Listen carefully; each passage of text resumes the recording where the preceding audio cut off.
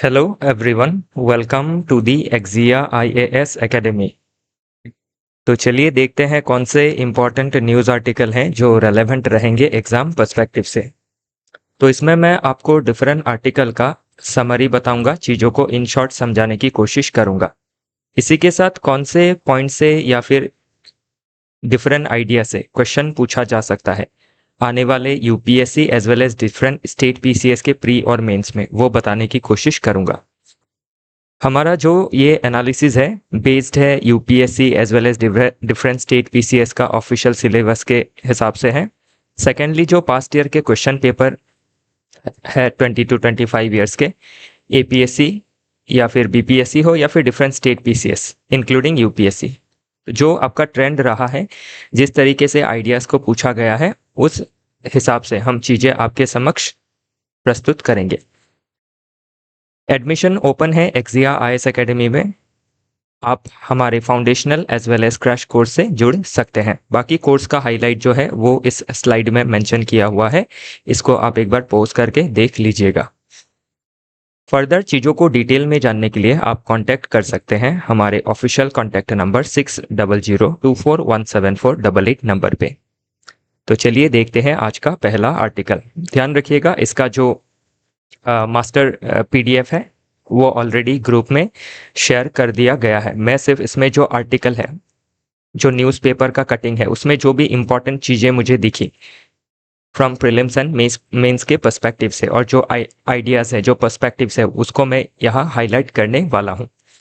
तो अभी सबसे बड़ा प्रॉब्लम क्या है, जो वर्ल्ड क्लाइमेट चेंज का इशू है ग्लोबल लेवल में, और क्लाइमेट चेंज की वजह से जो आपकी प्रॉब्लम हो रही है, स्पेशली जो आपके ग्लोबल साउथ के नेशन है या फिर जो डेवलपिंग नेशन है या फिर जो आइलैंड नेशंस है। तो वैसे मेंबर ने क्या किया, आपका जो आईसीजे है, तो आईसीजे क्या है, इंटरनेशनल कोर्ट ऑफ जस्टिस, जो यूनाइटेड नेशन ऑर्गेनाइजेशन का 6 प्रिंसिपल ऑर्गन में से एक है। तो आईसीजे में केस किया और आईसीजे ने उस केस में आपका हिस्टोरिक जो वर्डिक्ट है, ओपिनियन है, वो दिया है। तो आईसीजे ने डिक्लेयर किया है कि जो भी ग्लोबल लेवल में जो कन्वेंशंस, जो प्रोटोकॉल ली गई है, जो आपकी कॉन्फ्रेंस ऑफ पार्टीज के दौरान, वो आपके लीगल ऑब्लिगेशन है स्टेट के ऊपर, कि स्टेट को क्या करना है, आपका डिफरेंट लीगल ऑब्लिगेशन को पालन करते हुए ग्रीन हाउस गैस का इमिशन को कम करना है। क्योंकि क्लाइमेट चेंज का सबसे बड़ा जो जिम्मेदार है वो है ग्रीन हाउस गैसेस, उसका जो इमिशन हो रहा है because of industrialisation, because of transportation. तो उसके लिए आपका हर नेशन का ये क्या है, लीगल ऑब्लिगेशन है। तो अभी इसमें ध्यान रखिएगा। इसी के साथ आईसीजे ने क्या किया है, जो क्लाइमेट एक्शन है उसको एनवायरनमेंट से तो लिंक किया ही है, प्लस ह्यूमन राइट्स से भी लिंक किया है, जो आपके ह्यूमन राइट्स है या फिर ह्यूमन राइट्स लॉज है। तो अभी जैसे राइट टू लाइफ, उसके साथ आपका जो राइट टू गुड फूड है या फिर right to breathe in good atmosphere, वो सभी क्या आ जाती है, आपके ह्यूमन राइट्स में आ जाती है। तो अभी अगर एनवायरनमेंट सही नहीं रहा तो जो ह्यूमन है वो एक डिग्निफाइड लाइफ नहीं जी सकते हैं।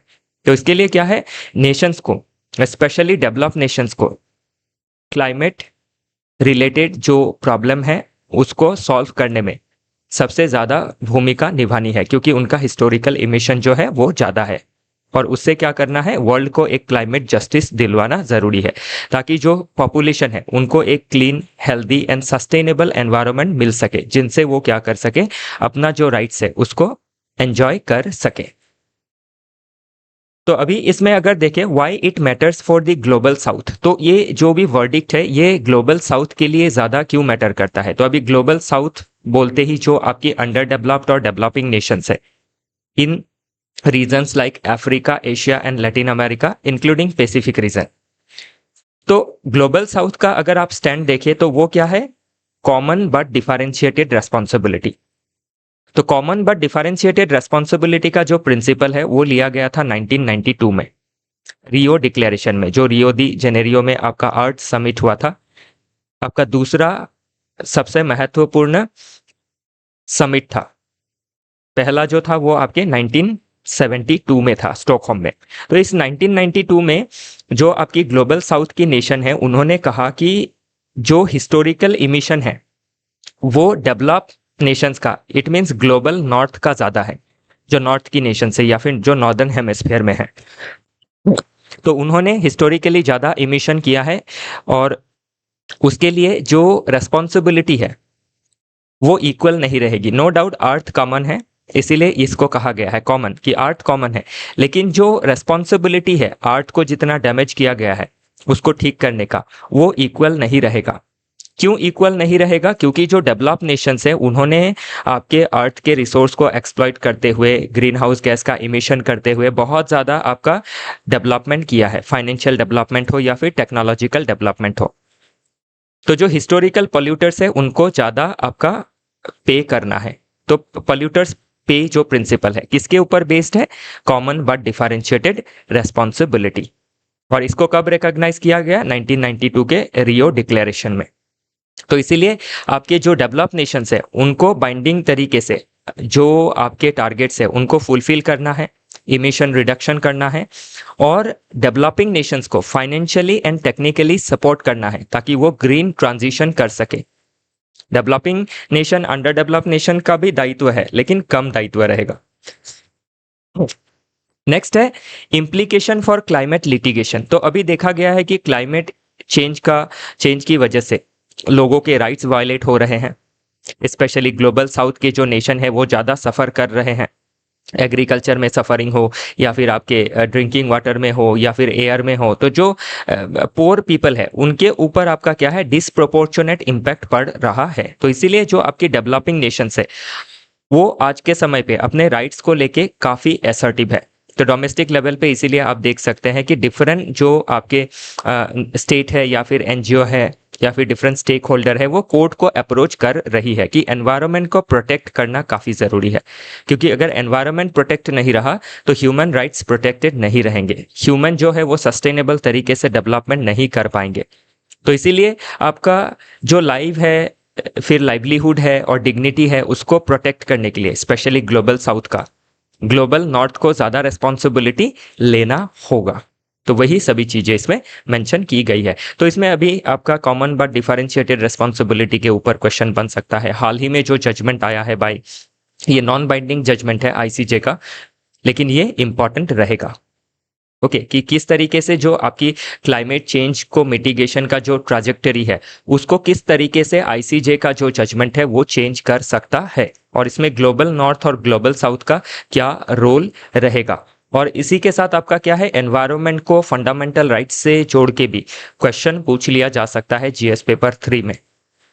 फिर जीएस पेपर 1 में भी पूछा जा सकता है सोसाइटी से लिंक करके कि किस तरीके से ग्लोबल नॉर्थ और ग्लोबल साउथ की जो सोसाइटी है उनको डिफरेंट तरीके से क्लाइमेट चेंज इम्पैक्ट कर सकती है। फिर आपके जो क्लाइमेट रिफ्यूजी है, क्लाइमेट माइग्रेशन है, उसके ऊपर भी क्वेश्चन बन सकता है। तो डिफरेंट तरीके से इस टॉपिक में से क्वेश्चन आने की संभावनाएं इन फ्यूचर मेंस में रहेगी। और प्रीलिम्स में क्या है आपका, यूएनएफसीसीसी कब लिया गया, United nation framework convention on climate change 1992 Rio declaration में। कॉमन बट डिफरेंशिएटेड रेस्पॉन्सिबिलिटी को कब रिकॉग्नाइज किया गया, 1992 का रियो डिक्लेरेशन में। तो ये रियो डिक्लेरेशन आपको समझना काफ़ी ज़रूरी है और इसके फैक्ट्स को ध्यान में रखना ज़रूरी है। ओके फिर इसी में आपका जो यूएनसीसीडी था, United nation combating convention on combating desertification, okay biological diversity को लेके जो कन्वेंशन था वो आपके रियो डिक्लेरेशन में था और यूएनएफसीसीसी भी था। तो ये तीन चीज़ों को आपको प्रीलिम्स में पूछा जा सकता है और मेंस में आपको क्या है, इस चीज़ों को सब्सटेंशिएट करना ज़रूरी है। नेक्स्ट आर्टिकल बात कर रहा है मैसिव पे ऑफ्स फ्रॉम जन धन। तो जन धन जो योजना लिया गया था जिससे आपका क्या किया गया, फाइनेंशियल इंक्लूजन किया गया, फाइनेंशियल सिस्टम को और ज़्यादा डेमोक्रेटाइज किया गया। तो इसका अभी 11 इयर्स होने को है इस स्कीम का, क्योंकि इसको 2014 में ही रेड फोर्ट से हमारे ऑनरेबल पीएम साहब ने इसको अनाउंस किया था। और उसके बाद ये जो जनधन अकाउंट है इसने किस तरीके से आपके social empowerment, financial empowerment, women empowerment, empowerment of the आपके informal sector, empowerment of the local entrepreneurs, तो इन सभी दिशाओं में काफ़ी इम्पैक्ट डाला है। तो वो सभी चीज़ें आपकी मेंस में पूछी जा सकती है, या फिर नहीं भी पूछी जाती है तो आप उनको डिफरेंट आंसर में आप टेम्पलेट की तरह मेंशन कर सकते हैं। तो 11 years on, the scheme has democratized access access to payment. जो एक्सेस टू पेमेंट था वो पहले सिर्फ आपके चंद लोगों के पास ही था, हायर मिडिल क्लास या फिर मिडिल क्लास और रिच पर्सन के पास था। लेकिन जो आपके क्या थे, पुअर पीपल थे, उनके एक्सेस नहीं था, रूरल एरिया में भी काफ़ी कम एक्सेस था। तो इसने क्या किया, आपका एनाबल किया, millions enter the digital economy. तो जो डिजिटल इकोनॉमी का हमारा पाथ है उसमें एंटर करवाया। तो अभी इसमें ध्यान रखिएगा, फाइनेंशियल इंक्लूजन क्या है, बहुत ज़्यादा ज़रूरी है, साइन क्वा नॉन है फॉर सस्टेनेबल डेवलपमेंट। तो अभी जो हमारा सस्टेनेबल डेवलपमेंट का गोल है, to reduce poverty, to reduce hunger, okay, तो इन सभी चीज़ों के लिए, फॉर बेटर एम्प्लॉयमेंट, तो इन सभी चीज़ों के लिए क्या है, फाइनेंशियल इंक्लूजन, और वो भी डेमोक्रेटाइज तरीके से फाइनेंशियल इंक्लूजन होना काफ़ी महत्वपूर्ण है। तो ये एसडीजी गोल में मदद करेगा वर्ल्ड वाइड। बैंकिंग सेगमेंट में लाना है अनबैंक स्पेशली रूरल एरिया को, ओके, और आपका अकाउंट का ओनरशिप देना है, तो इसी में वही सभी चीज़ें दी गई है। फॉर्मल बैंकिंग सिस्टम में आपका जो गेटवे है उसको ओपन किया गया है, जो लोग हिस्टोरिकली लेफ्ट आउट थे। और कब अनाउंस किया वो मैंने ऑलरेडी बताया है, 2014 में, under national mission on financial inclusion. तो ये जो लाइन है आप क्या कर सकते हैं, मेंशन कर सकते हैं जब फाइनेंशियल इंक्लूजन के बारे में पूछा जाएगा, national mission on financial inclusion. और इसका स्लोगन क्या था, मेरा खाता भाग्य विधाता, माय अकाउंट फॉर्च्यून मेकर। तो इसने क्या किया, bring the poor historically marginalize into economic mainstream में इसको लाया गया, जो लोग हमारे आपके पिछड़े हुए थे। एनाबल किया access to formal banking system, और इसी के साथ क्या है, डिफरेंट तरह की फैसिलिटीज़ भी आपकी प्रोवाइड की गई। एक ये जो अकाउंट है PM Jan Dhan, zero balance account है, नो फ्रिल अकाउंट है, इसमें कोई फाइन वगैरह नहीं लगता है, मिनिमम बैलेंस मेंटेन नहीं करना पड़ता है, केवाईसी का जो नॉर्म है वो काफ़ी रिलैक्स है। और इसी के साथ आपका फ्री में साथ में इसी के साथ ऐड ऑन दिया जाता है रुपे डेबिट कार्ड, ताकि डेबिट कार्ड का या फिर आपके ई ट्रांजैक्शन का क्या रहे, सहूलियत रहे, लोगों को डिजिटल लिटरेसी मिले इसके साथ, क्योंकि डिजिटल लिटरेसी जब एक्सेस होगा तभी मिलेगा, जब यूज़ होगा तभी मिलेगा, ओके। तो इन बिल्ट एक्सीडेंटल इंश्योरेंस भी दिया जाता है 2 लाख का। तो 2 तरह के इंश्योरेंस इसमें बेसिकली मेंशन किए गए हैं, प्रधानमंत्री जीवन ज्योति बीमा योजना एंड प्रधानमंत्री सुरक्षा बीमा योजना। और एक 10,000 का ओवरड्राफ्ट भी मिलता है, अगर अकाउंट में पैसे भी नहीं है तो ये 10,000 के ओवरड्राफ्ट को प्रोवाइड किया जाएगा। और ये वर्ल्ड का लार्जेस्ट फाइनेंशियल इंक्लूजन ड्राइव है, ओके, जो आपका क्या कर रहा है, वेलफेयर को डिलीवर कर रहा है। और इसी के साथ आप जनधन अकाउंट में अगर थोड़ा बहुत डेटा देखें तो जितने अकाउंट खोले गए हैं, लगभग 56 करोड़ अकाउंट खोले गए हैं। इसमें आपके 67% जो अकाउंट है वो आपके रूरल एरिया से या फिर सेमी अर्बन एरिया से है, जो क्या कर रही है, जेंडर डिस्पैरिटी को भी दूर कर रही है। तो 55% जो पीएम जनधन योजना के अकाउंट है वो हेल्ड कर रही है बाय वुमेन। तो इसमें आप एक वुमेन एम्पावरमेंट का जो पर्सपेक्टिव है वो भी देख सकते हैं।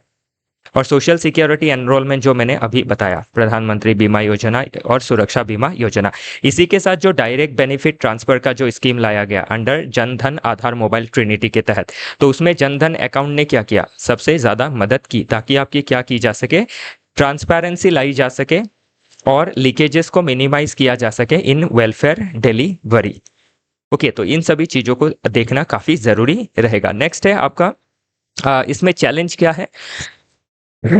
तो अभी जो आपका केवाईसी नॉर्म है उसको फुलफिल नहीं करने की वजह से बहुत अकाउंट डीएक्टिवेटेड हो गई है।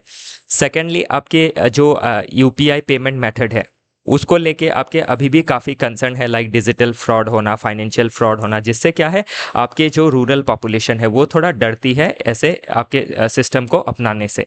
तो उन सभी जो फाइनेंशियल फ्रॉड है उसको दूर करना पड़ेगा by giving financial literacy, okay. अभी अगर देखें तो हमारे देश में लगभग 25% लोग ही सिर्फ डिजिटली लिटरेट है, उनको पता रहता है कि कौन से अगर आपके लूपहोल्स है जिससे फाइनेंशियल फ्रॉड हो सकता है, ओके।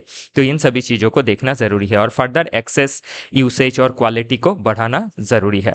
नेक्स्ट आर्टिकल बात करता है message from Himalayas, all's not well with the hill. तो जो हिमालयन रीजन है काफ़ी फ्रेजाइल इकोलॉजी है, काफ़ी फ्रेजाइल आपकी जियोलॉजिकल सिस्टम है, वर्ल्ड की यंगेस्ट फोल्ड माउंटेन है हिमालय, जो अभी भी क्या कर रही है, राइज कर रही है बिकॉज ऑफ आपका convergence of Eurasian plate and Indian plate.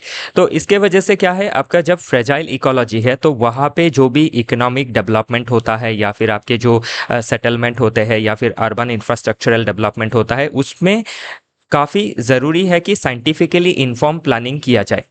जो भी ह्यूमन सेटलमेंट है, इंफ्रास्ट्रक्चरल डेवलपमेंट है, उसको लेके अगर आपका साइंटिफिक प्लानिंग के तहत डेवलपमेंट नहीं किया गया तो इस फ्रेजाइल इकोलॉजी में क्या हो सकता है, काफ़ी तरीके के डिजास्टर देखे जा सकते हैं। तो अभी हिमालयन स्टेट्स अगर हम देखें, starting from Jammu and Kashmir, Uttarakhand, Himachal Pradesh, then आपका सिक्किम, देन अरुणाचल प्रदेश, और देश को अगर देखें तो पाकिस्तान, देन आपका आ गया भूटान, देन नेपाल। ओके, तो ये सब देश भी क्या है, काफ़ी डिजास्टर्स को फेस करते हैं। क्यों?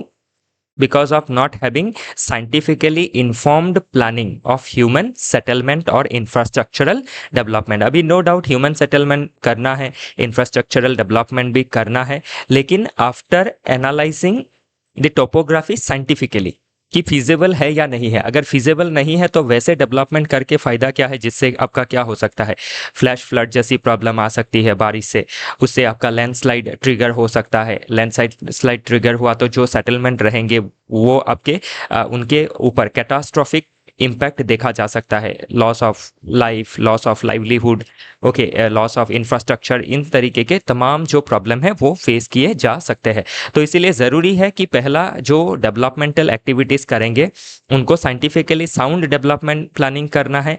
उसके साथ आपका जो अर्ली वार्निंग सिस्टम है उनको डेवलप करना है, कम्युनिटी को इन्वॉल्व करना है इन डिजास्टर प्रिपेयर्डनेस। ओके, फिर आपका डेवलपमेंट करना है क्रायोस्फेरिक हैजर्ड जोनेशन मैपिंग। तो क्रायोस्फेरिक क्या होता है, जो हिमालय है वो बर्फ का रीजन है, तो उससे उसमें जो बर्फ है वो गलती रहती है, उससे रिवर आपके फ्लो होते हैं। और अभी के समय पे क्या है, because of human induce region climate change हो रहा है, और क्लाइमेट चेंज की वजह से जब बर्फ ज़्यादा पिघल रहे हैं या फिर जो ग्लेशियल लेक है वो उनका जो आउटबर्स्ट हो रहा है, उसकी वजह से काफ़ी ज़्यादा फ्लड का आप प्रॉब्लम देख सकते हैं। हाल ही में आप उत्तरकाशी इन उत्तराखंड में, देन आपके नेपाल में, देन कुछ दिन पहले आपके सिक्किम में GLOF देखा गया था, और जम्मू कश्मीर में भी रिसेंट आपका जो फ्लड था because of heavy rainfall and cloud burst, तो उससे क्या हुआ, काफ़ी आपका जान और माल का नुकसान हुआ है। तो इन सभी चीज़ों को हमें दूर करना काफ़ी ज़रूरी है। तो इसके लिए आपके कुछ सजेशन भी है।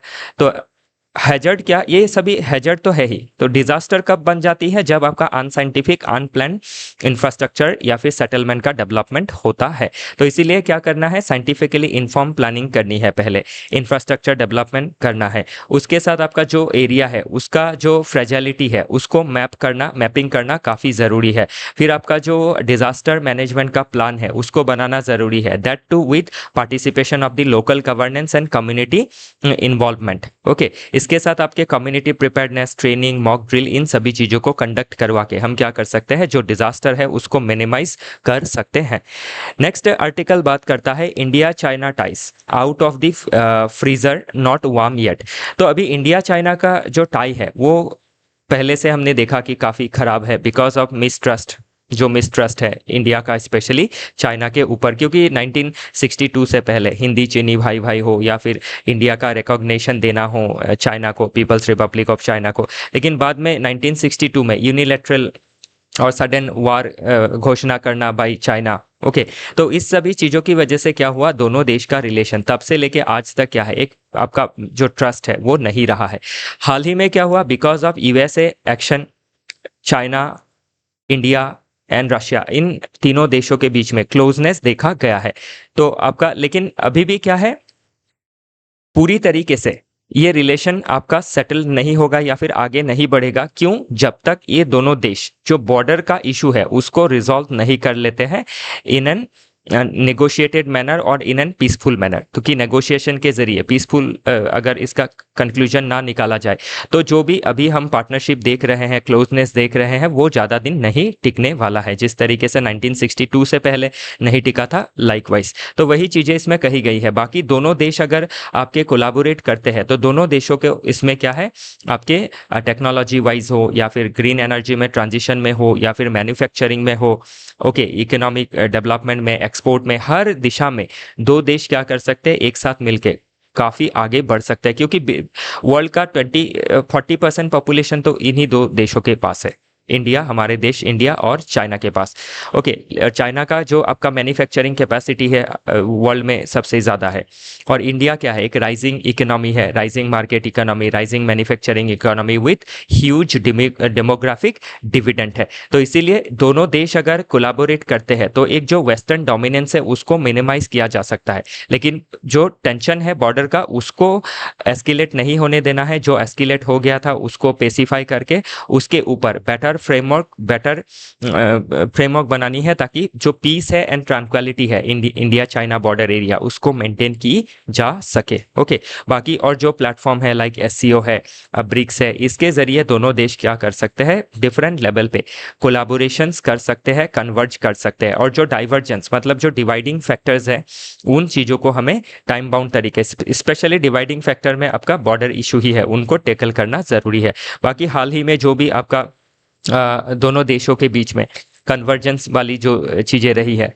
कैलाश मानसरोवर यात्रा का आपका रिजम्पशन होना, फिर वीज़ा को लेके नॉर्म्स को ईज करना, डायरेक्ट फ्लाइट को रिज्यूम करना, ओके, फिर चाइना का एग्री करना, हाइड्रोलॉजिकल इंफॉर्मेशन शेयर करना ड्यूरिंग इमरजेंसी सिचुएशन, ताकि हम बेटर डिजास्टर मैनेज कर सके, फिर फैसिलिटेट करना ट्रेड इन्वेस्टमेंट फ्लो को। तो उसके लिए 3 आपके जो रूट है उसको खोले जाने हैं। तो ये सभी आपकी पॉजिटिव है। बाकी बॉर्डर का जो है वो नेगेटिव, उसको ठीक करना पड़ेगा। लास्ट 2 आर्टिकल है, लास्ट से पहले वाला आर्टिकल है decoding Trump's stance on India. तो ट्रम्प का जो स्टैंस है इंडिया के ऊपर, क्यों ऐसा स्टैंस उन्होंने लिया है यूएसए ने। तो यूएसए का जो रिलेशन है, ट्रेड रिलेशन 2017 से पहले यूएस और चाइना के बीच में काफ़ी अच्छा रिलेशन देखा गया था। यूएसए के काफ़ी एग्रीकल्चरल प्रोडक्ट्स जो है वो आपके चाइना को एक्सपोर्ट होते थे, लेकिन यूएसए का यूनिलैटरल टैरिफ वार डिक्लेयर करने की वजह से 17 से रिलेशन खराब हुआ, और उसके बाद चाइना ने भी आपके यूएसए के प्रोडक्ट के ऊपर ज़्यादा टैरिफ लगाया। दोनों ने एक दूसरे को रेसिप्रोकेट किया, और इसमें सबसे ज़्यादा नुकसान कौन झेलेगा? ऑब्वियसली यूएसए ने झेला। तो अभी यूएसए ने जो नुकसान झेला उसको यूएसए किस तरीके से कंपनसेट करना चाहता है? इंडिया के साथ आपका कंसेशन लेके। और इंडिया क्या है, यूएसए को आपका कंसेशन नहीं दे सकती है, स्पेशली इन एग्रीकल्चरल सेगमेंट। तो अभी यूएसए चाहती है कि यूएसए के जो आपके फार्म प्रोडक्ट्स है, पॉट्री हो या फिर डेयरी प्रोडक्ट्स हो या फिर सोयाबीन हो या फिर जीएम क्रॉप्स हो, तो इन सभी चीज़ों को हमारे देश में अलाउ नहीं किया जा सकता है। क्यों? क्योंकि ये ज़्यादा कम्पिटिटिव है प्राइस वाइज, क्वालिटी वाइज। तो इससे क्या होगा, हमारे जो देश के 80 to 85% फार्मर्स, जो मार्जिनल फार्मर्स है, स्मॉल फार्मर्स है, उनके इनकम के ऊपर, रूरल इकोनॉमी के ऊपर काफ़ी डिस्ट्रेस पड़ेगा। तो इसीलिए गवर्नमेंट ने क्या किया है, स्मॉल और मार्जिनल फार्मर के बारे में सोचते हुए आपके जो कंसेशन है उसको नहीं दिया है। और हमारा देश का स्टैंड ये है कि चाहे हमें जितना भी नुकसान झेलना पड़े, हम इसको for the time being allow नहीं कर सकते हैं। ओके, और तो वही सभी चीज़ें इसमें मेंशन की गई है। बाकी यूएसए का जो रुख है लॉन्ग टर्म में सबसे ज़्यादा दिक्कत यूएसए को ही देने वाला है, क्योंकि इंडिया एक आपकी इमर्जिंग मार्केट इकोनॉमी है, बहुत ज़्यादा कंज्यूमर ओरिएंटेड इकोनॉमी है। तीसरा, हमारे देश में आपका डेमोग्राफिक डिविडेंड काफ़ी ज़्यादा है। तो इसीलिए अगर यूएसए हमारे से ट्रेड रिलेशन ख़राब करता है तो हमें जितना इम्पैक्ट शॉर्ट टर्म में पड़ेगा, जिसको हम मिटिगेट कर सकेंगे इन लॉन्ग टर्म, वो यूएस नहीं मिटिगेट कर पाएगा इन लॉन्ग टर्म। उनको नुकसान झेलना पड़ेगा, जिस तरीके से चाइना के साथ उन्होंने टैरिफ वार छेड़ के जो नुकसान झेला था, वही सभी चीज़ें इसमें मेंशन की गई है। बाकी जीएम क्रॉप को अलाउ नहीं किया जा सकता है, क्योंकि ये अभी भी जो मैटर है सुप्रीम कोर्ट में सब्जुडाइज है, और हमारे देश के जो आपके फार्मर्स है वो जीएम क्रॉप्स को अलाउ नहीं करते हैं। अगर जीएम क्रॉप्स को अलाउ करते हैं तो इससे क्या होगा, हमारे जो सॉइल की आपकी इकोलॉजी है या फिर इकोसिस्टम है वो ख़राब होंगी, और जो यूएसए के मोन्सांटो जैसे जो आपके लार्ज एमएनसीज है उनका डोमिनेंस हमारे मार्केट में बढ़ेगा, और इससे क्या है, फर्दर फार्मर सुसाइड के केसेस जिस तरीके से 12-13 में देखे गए थे वो एग्रावेट हो सकता है। नेक्स्ट आर्टिकल बात करता है पावर एट द सेंटर। तो ये स्पेशली इलेक्ट्रिसिटी सेक्टर के बारे में बात कर रहा है कि किस तरीके से इलेक्ट्रिसिटी सेगमेंट में चाइना अभी टॉप में है, तो उनका जो सुपर डैम है मीडॉग 60 गीगावाट का, या फिर उससे पहले भी उन्होंने हाइड्रो इलेक्ट्रिक पावर हो या फिर अदर डिफरेंट रिन्यूएबल एनर्जी हो, विंड एनर्जी, सोलर एनर्जी, इसको काफ़ी हार्नेस किया है, जिसकी वजह से अभी चाइना क्या है, रिन्यूएबल एनर्जी में भी ट्रांजिशन कर रही है और प्लस इंडस्ट्री को काफ़ी सस्ते दरों में इलेक्ट्रिसिटी सप्लाई कर पा रही है। लेकिन इंडिया के केस में ये उल्टा है। हमारे इधर क्या है, आपके इलेक्ट्रिसिटी में एक तो जो कमी तो है ही, पीक आवर में इलेक्ट्रिसिटी नहीं रहता है, इंडस्ट्रीज़ को, एमएसएमई को दिक्कतें झेलनी पड़ती है बिकॉज ऑफ पावर शॉर्टेजेस। दूसरा क्या है, आपके पॉलिटिकल अपीजमेंट के लिए जो सब्सिडी दी जाती है, तो सब्सिडी अभी पोर लोगों को दी जाती है, वो जस्टिफाइड है, लेकिन सब्सिडी का 70-80% मिडिल क्लास और हाई इनकम ग्रुप को जाता है। और ये जो सब्सिडी जाता है उसको गवर्नमेंट किस तरीके से मैनेज करती है, बाय क्रॉस सब्सिडाइजिंग, कि गरीब को या फिर मिडिल क्लास को फ्री में इलेक्ट्रिसिटी दिया और उसका जो कॉस्ट था उसको इंडस्ट्री के ऊपर डाल दिया, तो इंडस्ट्री ज़्यादा पे करती है फॉर इलेक्ट्रिसिटी। तो इस तरीके का अगर माहौल रहता है तो जो ईज़ ऑफ डूइंग बिजनेस है वो नहीं रहेगा और उससे इंडस्ट्री हमारी डेवलप नहीं हो पाएंगी। तो इसीलिए इलेक्ट्रिसिटी सेगमेंट में रिफॉर्म लाना काफ़ी ज़रूरी है। और रिफॉर्म के लिए आपको पता ही है, ऑलरेडी उदय स्कीम लिया गया है, लेकिन वो काफ़ी नहीं है। इससे भी आगे बढ़ के हमें और ज़्यादा इलेक्ट्रिसिटी प्रोडक्शन करना ज़रूरी है, थ्रू सोलर पावर, थ्रू आपके wind mill, then by nuclear energy including large modular reactor and small modular reactor, ताकि इंडस्ट्रीज़ को जो पावर का शॉर्टेजेस है उसको टेकल किया जा सके। तभी क्या है, वो बेटर प्रोडक्शन कर पाएगी, एमएसएमई डेवलप हो पाएगी, इकोनॉमिक ग्रोथ होगा, एम्प्लॉयमेंट जनरेट होगा। इसी के साथ आज का जो डिस्कशन है वो समाप्त होता है। कल फिर मिलेंगे डिफरेंट आर्टिकल के साथ। आई होप चीज़ें आपको समझ में आई होंगी। हमारे साथ जुड़े रहने के लिए आप सभी का बहुत बहुत धन्यवाद।